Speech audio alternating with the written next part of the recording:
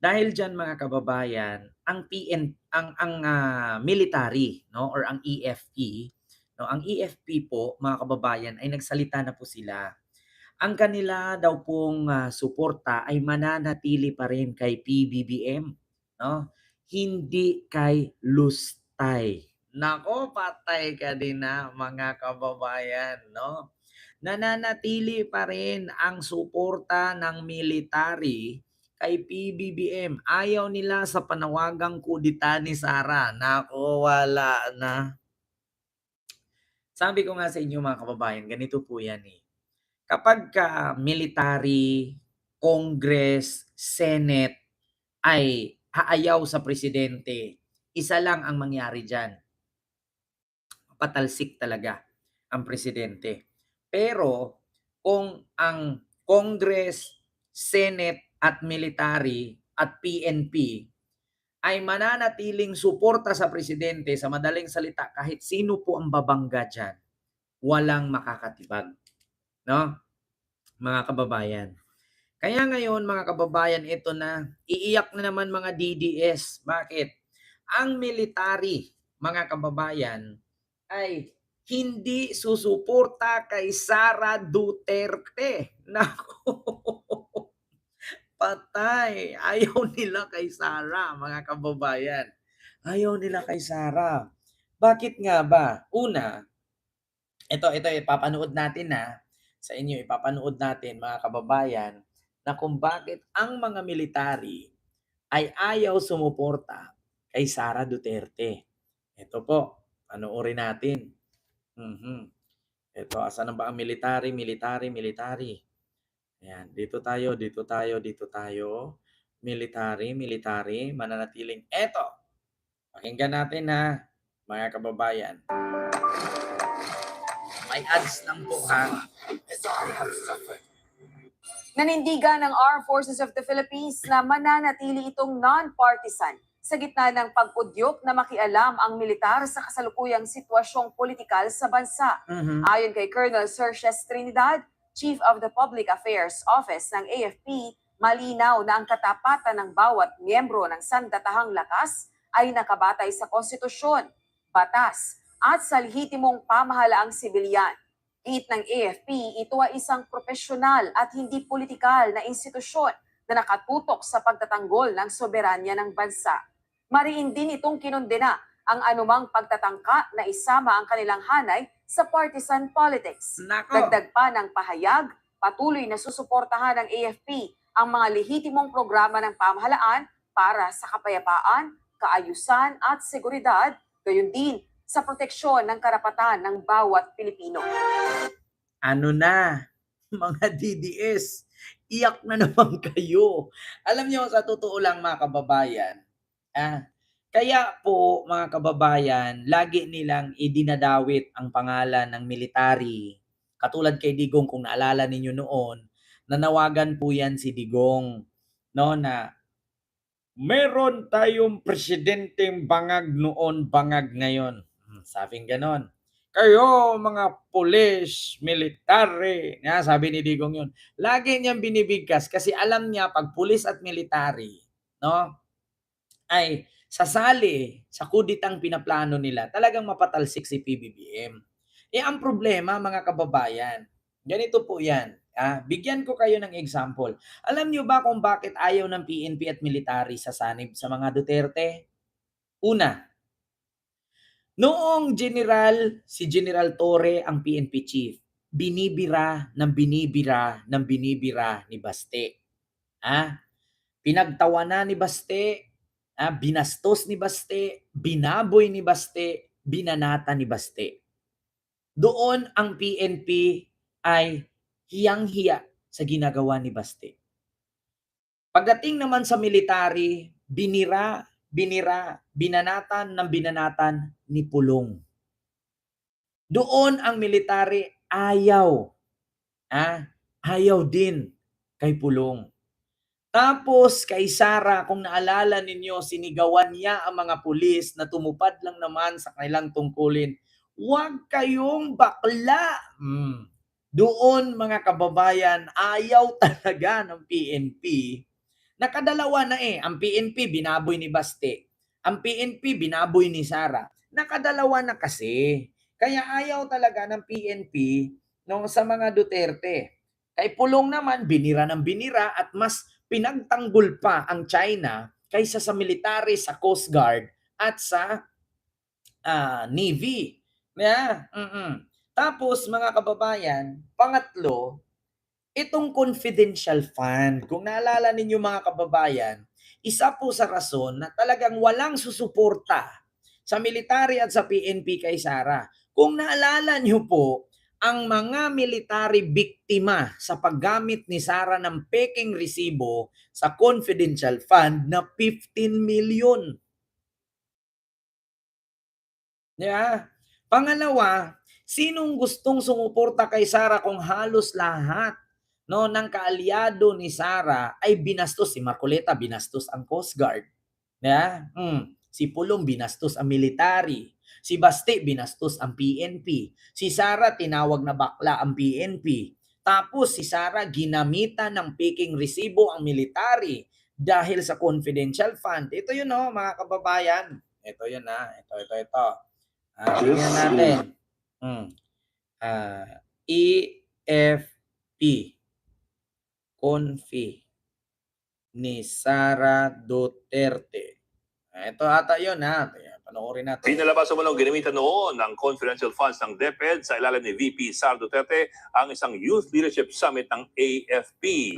Yan ay matapos linawin ng Philippine Army na wala sila nakuhang pondo mula sa DepEd. Nasa frontline na balitang yan, Marian Enriquez. Diba?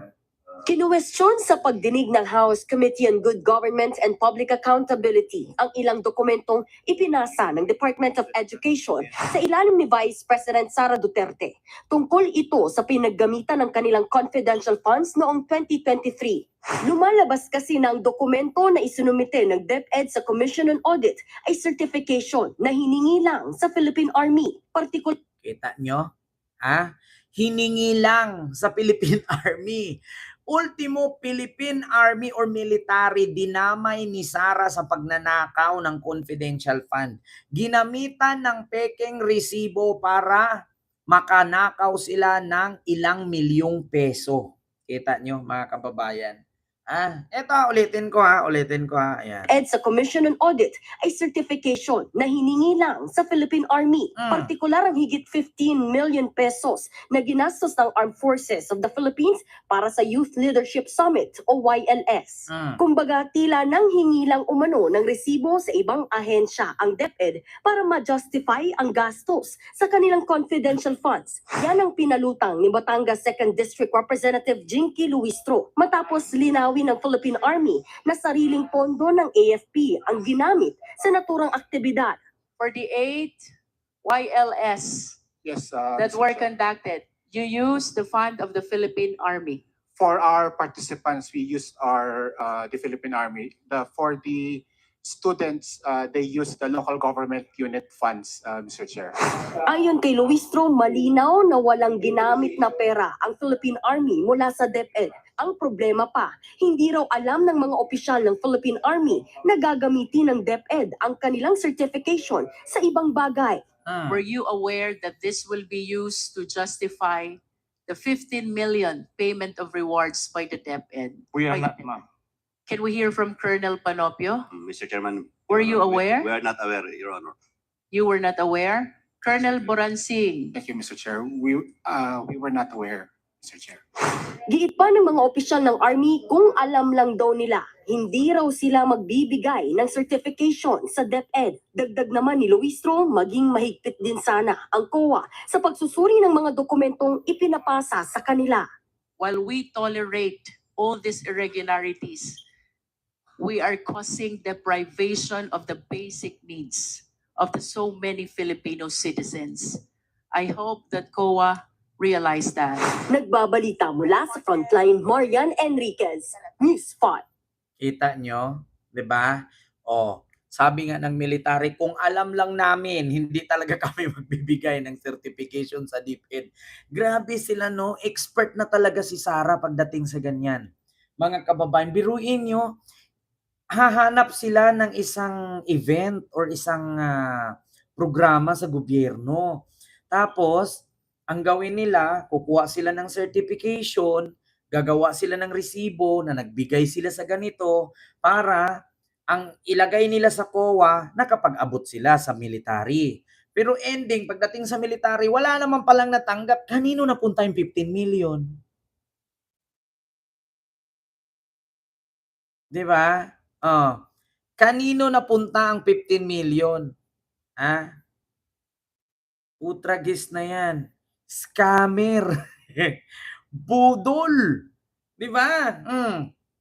Ngayon mga DDS, tanong ko lang, ngayon mananawagan kayo ng kudita? Hindi ba kayo nahihiya? Sinong mga military officer ang kakampi sa inyo kung mismong pangalan ng kanilang pinanumpaan, kanilang pinagpagurang posisyon, kanilang tawag dito, samahan, ginagamit ninyo sa katiwalian. Talagang kahit sinong military, mga kababayan, putang ina, isumpa talaga nila si Sarah. 'Di ba? Oo, Sir Jericel Puno. Talagang kasumpa-sumpa si Sarah. Kung ako military, putang ina, ginagamit mo yung samahan namin. Ginagamit mo yung ano namin, grupo namin para makapagnakaw ka ng 15 million. Kukuha ka lang ng resibo tapos sabihin mo, iyon, naabot mo sa amin. Samantalang ni Singkong Duling wala kang naipadala, putang inang yan. Kaya isa sa rason yan, mga kababayan, na talagang walang susuporta kay Sarah.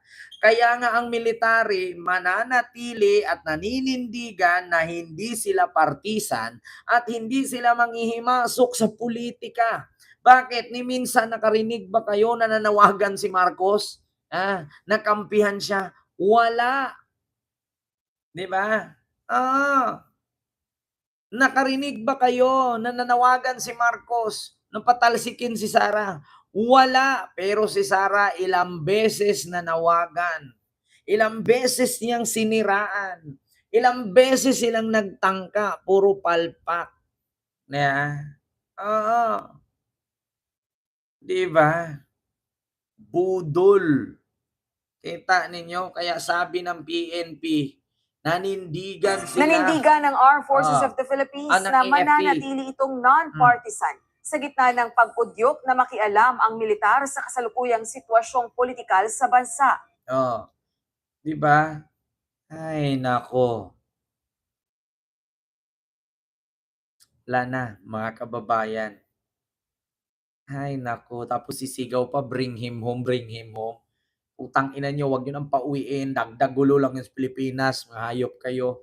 Pag namatay si Digong, doon na yun i-cremate, oy. Oo, kung maaari, doon yun na ilibing doon sa pinangalanan yung Duterte Street.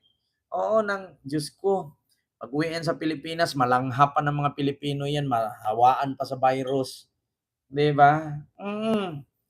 Ay nako. Alam niyo sa totoo lang, si Digong, isang bulati na lang din nakapirma niyan. Oo, matay na yan.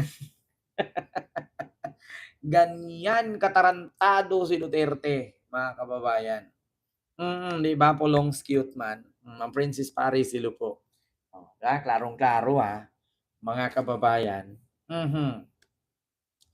Anong sabi, Ma'am Alibal, si Claire Castro, congratulate you, Ken. Nabasa ba niya yung comment ko doon? Ma'am Alibal? Ju Granada, ayan, don't return that old mapanghi. Nabasa ba niyo si Claire Castro yung comment ko sa live niya, mga kababayan? Nandoon ako kanina nanood ako sa kanya. Oo. So, yun po yun mga kababayan. Oo. So, ito yung sunod. Mga kababayan, ako, ano yan? Ito po mga kababayan, yung sunod natin na pag-uusapan. Si Yusik is out, he read your message. Oo. Salamat po sa inyo, Ma'am Julia QA. Oo, sabi ko nga pag nakita ko si Yusik Claire Castro sabihin ko talaga sa kanya, Yusik, ang galing mo. Maggawa nga tayo ng grupo ng grupo ng mga grupo ng palaban. Oo.